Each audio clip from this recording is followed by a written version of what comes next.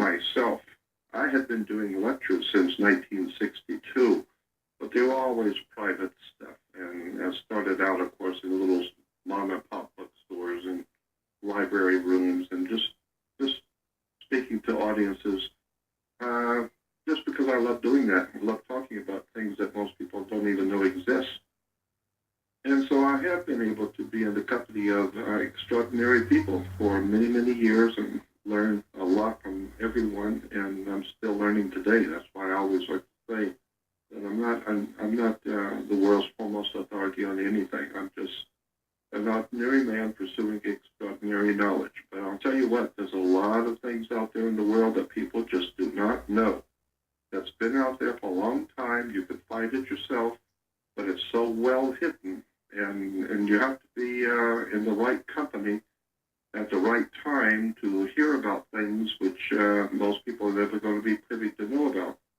And I've been fortunate to be in that company, and so that's why I love doing what I do, as difficult as it has been on me. But it's a give and take in the universe. You get what you pay for. And so I've always felt that sacrifice is the measure of credibility. Well, if you want this kind of knowledge that I deal with, it's going to cost you. It's going to cost you a lot. It's cost me my marriage. It's cost me my family. It's cost me some really tragic things in my life because of what I do, along with being threatened and that kind of stuff comes with it. But on the other hand, the kind of knowledge which I've been given and being able to be in the company of to learn is so extraordinary and so profound that I understand why why it costs so much to learn these things. So I'm always happy to be on a radio show that I can share a little bit of what I've been doing. Absolutely. And their terms as occult organs, because you have to go in when you're cutting, you have to remove something to get to something which is hidden. And so they're referred to as occult organs. And so occult simply means something which is hidden. Well, anyone who's got more than 500 brain cells all going in the same direction should know that the power elites of this world, as far back as 6,000 to 10,000 years, have always felt that important knowledge is on a need-to-know basis, and you don't need to know. Like George Carlin says, there's a big club and you ain't in it. But the people who run the planet have things like CIA, Central Intelligence Agency, NSA, National Security Administration, all great corporations, big corporations and big government require, as part of their operation, require knowledge, information, intelligence. They pay big money for informers, intelligence. So knowledge is power. And the church is one of the oldest holders of occult knowledge, hidden wisdom.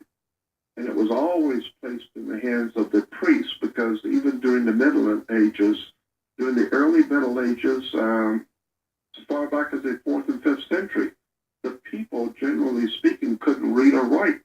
It was only the priests in the churches who were taught how to read and write.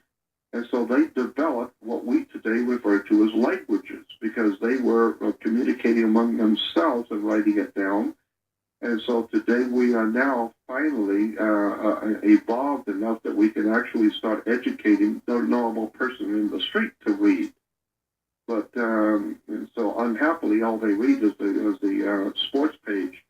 But at least during the Middle Ages and in the medieval times, and even before that, the people could not read or write. All they could do is go out and work the land for their masters who owned them and the land they were living on.